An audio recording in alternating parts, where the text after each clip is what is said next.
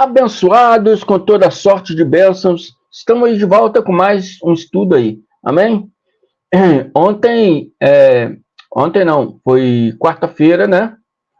Quarta-feira eu fiz aquele estudo, né?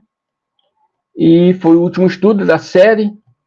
Eu disse que seria na sexta-feira, mas foi ontem, né? Eu tenho que trazer coisas aqui, porque eu tenho que encerrar. Ali já está mais provado, né?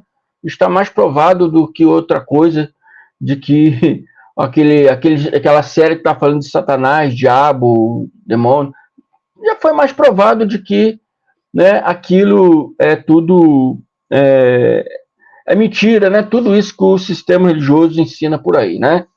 Que existe um Satanás, uma criatura. Aquela série que eu fiz está mais que provado, né? Fiz lá com alguns livros, né, do Velho Testamento. Já está mais provado que essa criatura realmente não existe, né? Não existe. Então, encerrei aquela série lá, quarta-feira. Eu disse que seria na sexta, mas disse que seria hoje, né? Mas resolvi encerrar lá na quarta-feira, né? Então é isso aí. Vamos dar continuidade. Tem coisas para se falar, tem coisas para se dizer, né? O sistema fica nos pressionando, então nós temos que falar. Falar como? Não brigando, não brigando. Boca a boca, quem é melhor, quem não é melhor, né? Quem é melhor, quem é pior, não. Não. A nossa briga não é com a carne e sangue. A nossa briga não é com a carne e sangue. Mas a Bíblia fala que é com os principados e as potestades no lugar celestiais. Os evangélicos aprendem que os principados e as potestades são demônios que estão dentro da igreja. Como é que pode isso? Se a igreja é a casa de Deus, igual eles tanto falam, como é que na casa de Deus pode entrar demônios, né? Você deixa na sua casa entrar ladrão? Você deixa entrar roubador na sua casa? Arruaceiro? Nem Deus deixaria. Como é que pode isso, a casa de Deus, ter principado e potestade, ter demônios lá dentro lá? Como é que pode isso? Você vê que a teologia evangélica não bate. A teologia evangélica, ela é caduca, ela contraria a própria Bíblia. Então, eu estava conversando com uma irmã hoje mesmo, e falando da graça de Deus, e ela não gostou, falando que o que eu estava dizendo não é bíblico, e ela acredita só o que está na Bíblia.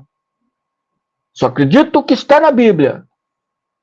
O que o senhor está falando não está na Bíblia. Eu falei, não, está na Bíblia, eu estou falando da carta de Paulo. As cartas de Paulo é o Evangelho do Cristo glorificado. Eu prego o Evangelho do Cristo glorificado, chamado de graça de Deus pelo apóstolo Paulo. Porque é um bem que recebemos de Deus sem merecer. Porque não é por nossas obras, nossos méritos que recebemos. Né? Então ela diz, não, só acredite se está na Bíblia. Pode estar na Bíblia. Estude as cartas de Paulo, que você vai ver que tudo que eu falo está na Bíblia. Eu não falo nada por eu mesmo. O testemunho que eu dou é o que o Cristo ensinou ao apóstolo Paulo. O apóstolo Paulo fez o alicerce, igual uma construção. O apóstolo Paulo fez o alicerce. E agora eu e outros irmãos aí, estamos edificando sobre esse alicerce. E essa obra muda, porque o tempo que Paulo fez o alicerce era um outro tempo. Hoje o tempo em que nós estamos edificando sobre esse alicerce é outro tempo. Né? É outro tempo. Mas pregamos o mesmo evangelho. Não muda esse evangelho. Pode mudar o tempo, pode mudar as pessoas, mas o evangelho não muda. Ele é para todos sempre. Acabou a graça de Deus? Não, o evangelho eterno é a graça de Deus, meus amados. Não existe outra explicação. Porque vocês falam tanto que a graça de Deus acabou, cadê? Prova aí que acabou. Prova, mostra aí. Aqui, O evangelho eterno, o João está falando do evangelho eterno, viu o anjo vir nas nuvens e tinha sobre as suas mãos o evangelho eterno. Quem é que veio nas nuvens? Não foi Yahshua Mashiach na sua segunda vinda? Não, eles estão esperando ainda ele vir, né? Estão esperando ainda vir. Outros que dizem que estão na graça, que já acredita que já veio, né? Está dizendo que esse evangelho eterno então não foi o que ele trouxe, não. Vai vir um outro anjo trazendo outro evangelho eterno. Que é isso, meu irmão? Onde está na Bíblia essas coisas? Vocês estão fazendo confusão e atrapalhando aí, né? Atrapalhando aí o crescimento da graça de Deus, que é a vontade de Deus. Amém? Pare com isso. Ou pregue o que é correto, ou o irmão André vai estar aqui vindo aqui, falando sempre de vocês, que vocês estão errados. Entende? Eu não gosto disso. Mas o meu trabalho é refutar o erro, o engano religioso, tanto dos futuristas como os, né, que como diz, eu não tenho nenhum nome para isso. Vocês que dizem que não estão na graça, que estão no reino eterno, eu tenho que refutar vocês também. Porque não está na Bíblia. A moça falou, só acredito que está na Bíblia. Tem muitas coisas que estão na Bíblia, meus irmãos, que não é para nós hoje. Era para os judeus. O que é que está na Bíblia que é para nós hoje? Dá andamento, dá seguimento nesse evangelho da graça de Deus. Continuar libertando vidas com esse evangelho da graça de Deus. Se o evangelho da graça de Deus acabou, como nós vamos libertar vidas do sistema religioso? Paulo libertava vidas do sistema religioso. Jesus libertou vidas do sistema religioso. Mas Jesus ainda não estava pregando o seu evangelho na sua totalidade. Ele só falava em parábolas, porque ele não poderia, né? Porque o evangelho só tem validade, um testamento, na morte do testador. Ele estava vivo lá. Então, Mateus, Marcos, Lucas e João não é o evangelho do Cristo glorificado. O evangelho do Cristo está na carta de Paulo. É isso que eu falei para essa moça, que ela só acredita que está na Bíblia. Está na Bíblia. Falei, vai lá, estude lá. Agora, vai estudar? Vai realmente me ouvir? Vai lá estudar? Vai lá procurar? Aí está o detalhe. Aí está o detalhe. Falar de palavras vazias é fácil. Agora, pesquisar, estudar e mostrar na palavra, esse é outro detalhe. Né? Então, o nome desse tema aqui, desse estudo aqui hoje o templo não tem nenhum valor. Hoje o templo de parede de concreto não tem nenhum valor. Entendeu? Aí vem aí os guardiões do templo, né? Não posso falar templário, que templário é outra coisa, né? Eu vou ter que inventar uma palavra templista, não existe outra palavra. É os templistas aí. Os guardiões do templo, porque se o templo acabar, meu filho, para eles é o fim. Para eles é o fim. Porque traga os dízimos à casa do Senhor, e eles afirmam que a igreja deles é a casa do Senhor.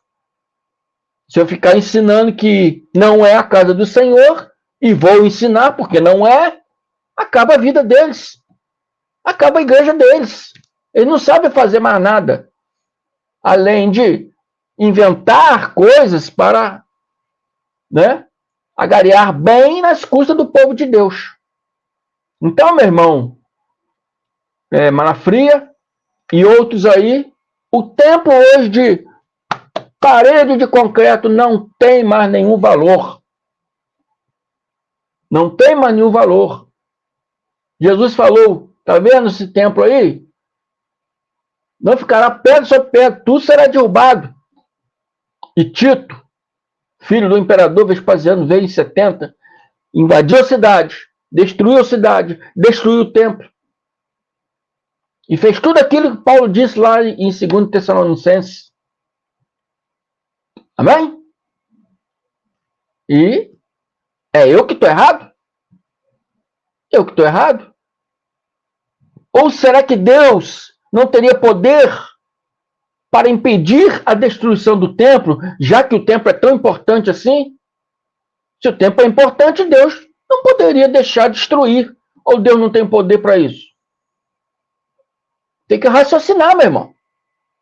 Se Deus deixou destruir e Jesus afirmou não ficará pedra sobre pedra, é porque aquele templo teria que ser destruído. E vocês sabem aí me explicar, senhores pastorzões, sabe tudo, só que não? Teólogos, bacharel, né? Seminaristas aí, faz palestras aqui, palestra lá fora do país, Estados Unidos. Você sabe me explicar qual foi a razão do templo ser destruído? Vocês sabem me explicar isso? Se vocês souberem me explicar, vocês me explicam. Se vocês me explicar dentro da palavra aqui, aí eu vou bater palma para vocês. Teve um aí que eu bati palma para ele, porque ele disse que não é mais para cobrar dízimo. Bati palma para ele. Uma semana depois ele começou a falar. O fim do mundo será dia tal. O cometa vai destruir tal. Aí começou a falar besteira. Aí, ó, né? Meu filho. E o cometa veio, não destruiu nada e continua falando. 2024 não acabou o mundo. Está falando agora, 2025 será o fim. Para com isso, meu irmão. Já está ficando vergonhoso isso. Uma pessoa levar o nome de pastor, por isso que eu não levo esse nome de pastor. Porque para você levar o nome de pastor, você tem que ser uma pessoa séria. E eu procuro ser o mais sério possível dentro da palavra, e mesmo assim, eu não gosto desse nome pastor. Eu sou o irmão André.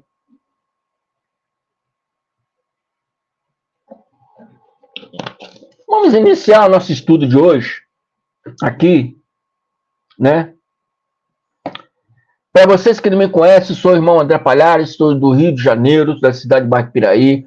Tem o número do meu WhatsApp aqui embaixo, se quiser entrar em contato, para aprender a graça de Deus, para aprender o Evangelho do Cristo glorificado que eu trago aqui para vocês. Entre em contato comigo, tá? Para brigar, refutar, nem entre. Então, vamos iniciar aqui. Hoje o tempo não tem nenhum valor. Vamos iniciar aqui um pouco, né, da história para chegarmos, né, aonde devemos chegar. Porque temos que entender uma ordem histórica. Existe uma ordem histórica. Existe uma ordem cronológica histórica. Eu não posso ler a Bíblia e trazer aquelas coisas fora da sua cronologia histórica. Senão eu vou estar destruindo toda a historicidade bíblica. Se eu pegar tudo aquilo que aconteceu naquela época, aquele povo, e trazer para os dias de hoje, eu estou destruindo todo o Evangelho e destruindo toda a historicidade bíblica. Não posso fazer isso. Então, há uma ordem cronológica histórica. O primeiro templo foi construído por Salomão num reino unificado. O reino era unificado. Depois da morte de Salomão, como o estudo que eu fiz também lá, né, o Satanás de Salomão, explica um pouco sobre isso, né? Então o reino ali foi dividido. Depois da morte de Salomão, o reino foi dividido. Reino do Norte, que passou a se chamar Israel, com a sua capital em Samaria, e o Reino do Sul, com a sua capital em Jerusalém, né? Reino do Sul, Judá com a capital em Jerusalém. E a segunda construção do templo, daquele primeiro templo, todo aquele povo foi levado cativo para a Babilônia. Né? Foi levado cativo para a Babilônia. No segundo templo, segundo a construção do segundo templo, que iniciou aproximadamente em 536 a.C., esse povo já estava voltando da Babilônia, liderado por Jerobabel e o sumo sacerdote Josué, que depois que voltaram da Babilônia, ele foi o primeiro sumo sacerdote depois que voltaram lá do cativeiro da Babilônia. Os levitas, eles supervisionavam ali as obras do templo que foram atrasadas. Ficou atrasada e só se encerraram, segundo a cronologia bíblica, em 516 a.C. Agora vamos entender o que Alcha, né? Vamos entender o que Ial, Deus, através do profeta Zacarias, vamos entender o que ele estava aqui explicando ali para Josué, o sumo sacerdote Josué. Não é Josué lá que guiou o povo da terra prometida, não. Esse é o sumo sacerdote Josué no tempo em que está voltando do cativeiro. Então diz aqui, Zacarias 3, vou iniciar no 1, aí vou pular para o 8, 9, 12, 13, para o estudo não ficar muito grande. Depois disso, ele me mostrou o sumo sacerdote de Josué, diante do anjo, o anjo de Ial, o anjo de Deus. Esse anjo era Zacarias. E Satanás à sua direita para acusá-lo. Vamos ver quem foi esse Satanás mencionado aqui, que se opôs contra o sumo sacerdote Josué e também contra o líder, né, Zorobabel. Né? Aí vai começar, abençoados, toda a briga. Aí vai começar toda a Bíblia, a briga de templo, como é hoje. Nós da graça falamos que o templo não tem valor, os futuristas dizem que o templo tem valor. Então, essa briga de hoje, já existiu essa briga. Né? Essa briga entre samaritanos e judeus. Um dizia que o templo correto era o templo no Monte Gerizim, na Samaria. O outro não, é no Monte Sião, lá em Jerusalém. Hoje é o Domo da Rocha. Então Jesus, aqui, Alcha Hamashia, Jesus Cristo, em João 4, 19, 21, tendo um diálogo entre a mulher samaritana, estava lá no poço, né, pegando água, disse-lhe a mulher, Senhor, vejo que és profeta. Os nossos pais adoraram nesse monte, Monte Gerizim, e vós dizeis que é em Jerusalém, lá no Monte Sião, o lugar onde deve adorar. Então você vê ali que havia uma discussão. Não, o monte é lá, não, o monte é aqui, o monte é lá, o monte é aqui. Jesus lhe disse, mulher, crer-me, que vem a hora em que nem neste monte em Gerizim, e nem lá no monte de Jerusalém, adorareis o Pai. Jesus disse, o tempo não importa mais. Haverá um futuro do tempo deles, porque isso tudo aconteceu lá no tempo deles, tudo aconteceu lá naquela era deles, no futuro deles, não o nosso futuro, mas o futuro deles, haveria um tempo em que o templo não importaria mais. E Jesus falou aqui, né, que vem a hora em que nem neste monte, ele estava onde? Com a mulher samaritana? Em Samaria, no Monte Gerizim. Nem neste monte, nem no monte lá de Jerusalém, né, adorareis o Pai. Está entendendo? Jesus está falando aqui que viria um futuro próximo a eles, lá no primeiro século, que o templo não teria mais importância. Porque eles não iam mais adorar o Pai, nem nesse templo, nem naquele outro templo. Nem na igreja, né, Malafria, nem na igreja do mais tarde, nem no templo lá do mais tarde, no Brás, Não tem mais importância. Jesus está falando, haveria um templo que não teria mais importância no tempo deles, na era deles. E hoje, já passado aí, né? Já passado 19 século, né? Foi no primeiro século. E as pessoas ainda estão brigando por causa de tempo. Por que eles brigam por causa de tempo? Porque eles arrumam todos aqueles argumentos bíblicos para afirmar que o tempo é importante. Por quê? Porque eles querem agariar bens para a vida deles, vindo de quem? Do povo de Deus.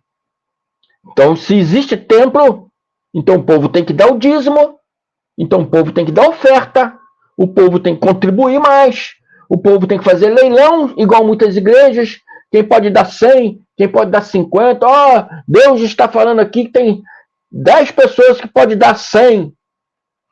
Que é isso, meu irmão? Leilão de automóvel? Vou lá comprar um automóvel, o cara, quem pode dar 1.000, quem pode dar 2.000? É um leilão dentro da igreja. Então, por isso que eles querem confirmar o templo. Por isso que eles querem achar argumentos na palavra para dizer que o templo tem valor, sim, não tem não. Malafria, Zé mais tarde, e o Chapelão, não tem, templo não tem. Já não tinha no primeiro século, depois que foi destruído lá, em 70 DC, acabou-se o templo lá, acabou-se toda aquela importância do templo. E Alce disse, tá vendo esse templo aí? Não ficais abobados com essa obra maravilhosa, não. Porque diz que Herodes estava fazendo uma obra muito maravilhosa, né? Aí os judeus ficavam ali, né? Diz, segundo a história, que o templo de Herodes, né? Que é o mesmo de Zorobabel, né? Depois, quando Herodes assumiu a obra, passou a levar o nome dele, templo de Herodes. Disse que ele estava fazendo um templo muito esplendoroso, mais do que Salomão. E os judeus estavam abobalhados, mas Herodes estava fazendo tudo aquilo ali por meio político, para tentar agradar os judeus, porque os judeus não eram muito bem com ele por causa daquela matança das crianças, né? Ele mandou matar as crianças. Então, por meio político, para ficar bem com os judeus, vamos construir esse templo, porque os judeus adoram isso, né? Em 70 DC foi destruído. Jesus está falando, não fica abobalhado com essa obra maravilhosa, não, que não ficará pedra sobre pedra. Tudo será derrubado. E quando foi derrubado em 70 DC, acabou a importância do templo. Aqui, para essa mulher samaritana, o templo ainda estava erguido, e Jesus deixa claro que haveria um tempo, haveria horas, quer dizer, haveria um tempo em que não teria mais importância isso, não. Nem aqui em Gerizim, nem lá em Jerusalém. Nem em Samaria, nem em Jerusalém. Nem em Gerizim, nem lá no Monte Sião, que hoje é chamado o Domo da Rocha, né? Então haveria aquela briga entre samaritanos e judeus. Né? Entre samaritanos e judeus. E Deus promete isso. Deus promete esse templo que somos nós. Ele diz aqui em Zacarias 3:8. Ouve, pois, Josué, sumo sacerdote, tu e teus companheiros, que se assentam diante de ti, porque são homens de presságios, são homens que acreditavam nas presságios de Deus através de profetas.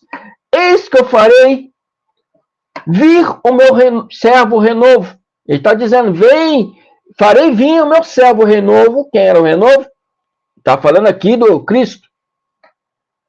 O profeta anuncia o renovo. O Cristo, Yahshua Mashiach, o Cristo, esperado tanto pelos judeus.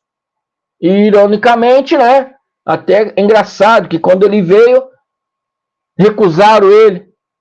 Quando ele veio, levaram ele para ser morto no madeiro. Chamaram ele de Beuzebu, chamaram ele de blasfemo, né? E até hoje, muitos judeus, não todos, porque alguns acreditam, mas alguns judeus, aqueles mais ortodoxos, ainda não acredita que foi Yahushua HaMashiach, ainda estão esperando vir um Messias falso, porque o Messias tem que cumprir tudo que a lei e os profetas disseram, e esse que virá não vai cumprir, então já é um falso. Enganoso você que está esperando aí, né? Porque eis que a pedra que pus diante de Josué, sobre essa pedra única estão 7 olhos, pedra viva, a pedra angular, a pedra de esquina, estão 7 olhos, está falando de Yahushua HaMashiach, o Cristo, chamando ele de pedra, a pedra angular, a pedra principal, e tem 7 olhos de Deus nele, 7 poderes de Deus nele. E eis que lavarei a sua escultura, diz o Senhor dos Exércitos, perdão, e tirei a iniquidade desta terra num só dia. Tirei a iniquidade dessa terra num só dia, através dessa pedra, desse renovo do Cristo, do Yahushua HaMashiach. Qual era a iniquidade do povo judeu? Qual era o foco da iniquidade do povo judeu? A lei de Moisés. Porque eles não poderiam cumprir a lei de Moisés na sua totalidade. Então eles se tornavam o quê? Transgressores. Ou pecadores, que é a mesma coisa. Então eles estavam sempre em quê? Ali, transgressão, sempre em pecado, sempre em iniquidade contra o Criador. Então, quando ele fala que tirarei a iniquidade dessa terra num só dia,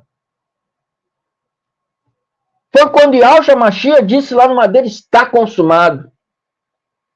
Ele queria dizer que a lei e os profetas está consumado. E Lucas 16 diz que a lei e os profetas vigoraram até João. Depois de João, Jesus ainda caminhou um pouquinho, terminando de cumprir a sua missão, aquilo que, né, ele veio fazer. Lá no madeira disse, está consumado. É claríssimo, meus amados. É claríssimo. E a lei foi revogada espiritualmente, testamentariamente, ali naquele instante.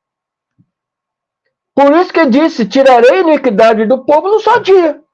Porque tirando a lei, tirando a obrigatoriedade dos judeus viver na lei, o povo ia deixar de praticar a iniquidade, ia deixar de ser de transgressores ou deixar de ser pecadores, que é a mesma coisa. Amém? É a coisa mais clara que esses doutores não entendem.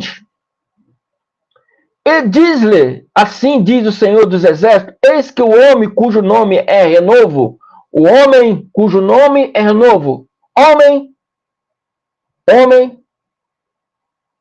né? Yahushua Notzer, Jesus Nazareno, o Cristo, Yahushua HaMashiach, esse homem, cujo nome dele é o renovo, ele brotará do seu lugar, edificará o templo do Senhor. E Yahushua edificaria o templo do Senhor. E os judeus não acreditam que Jesus é o Messias, porque, não, ele prometeu edificar o templo. E até hoje não tem templo. Meu irmão, esse templo não é um templo de parede de concreto. É o templo que somos nós. Templo que somos nós. E 1 Coríntios 6, Paulo de Tarso nos prova isso. Paulo de Tarso era judeu. Vocês não querem ouvir Paulo de Tarso, porque é Novo Testamento.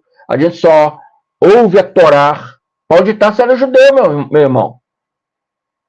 Todos aqueles homens ali eram judeus. Paulo de Tarso era judeu. Tinha nacionalidade romana, sim, mas também era judeu. E ele diz aqui, 1 Coríntios 6, pregando aos Coríntios, porque ele foi um apóstolo aos gentios. Caso não sabeis que o vosso corpo é santuário do Espírito Santo? Caso não sabeis, está falando aí, preste atenção. Vocês não sabem que o vosso corpo é santuário do Espírito Santo? Santuário é casa. Você é a casa, você é morada, né? Que está em vós, o qual tem da parte de Deus, e que não sois de vós mesmo. Acaso não sabeis que vosso corpo é santuário do Espírito Santo? Acaso não sabeis que ele habita em vós? Acaso não sabeis que você é morada do Espírito Santo? O qual tendes da parte de Deus, e que não sois de vós mesmo? Não fomos de nós mesmos, porque, né, ele está se referindo àquele povo daquela época que foi comprado com alto preço. Não se refere a nós, que nós já nascemos comprados, já nascemos na graça. Entendeu? Está falando daquele povo. Ah, mas está falando lá para grego. Tá, mas tinha muitos gregos que eram convertidos ao judaísmo, chamado de prosélitos. E para ele que Paulo está pregando. Porque foste comprado por preço, alto preço. Agora, pois, glorificais a Deus no vosso corpo. Não glorificais mais Deus lá no templo de parede de pedra, não. Não glorificais mais Deus lá na igreja do Malafria, do Malafaia, ou do Chapelão, do mais tarde ou mais cedo. Não glorificais Deus lá nessas igrejas, não. Glorificais a Deus hoje na igreja que somos nós.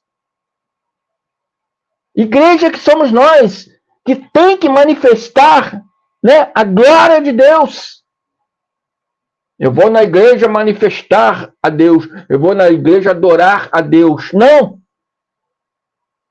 Você não vai na igreja, você é a igreja. E você glorificar a Deus no vosso corpo, que é a morada do Espírito Santo, que é a morada de Deus, que é o templo de Deus, que é o santuário de Deus, que habita em vós. Está entendendo o que Paulo está querendo dizer? Então, Zacarias 3:13, e através de Zacarias, ele diz, ele mesmo edificará o templo do Senhor. Ele mesmo, Yahushua HaMashiach, o renovo, que aqui está falando, ele mesmo edificará o templo do Senhor. Josué, esse templo aí é religioso. Esse templo aí será destruído.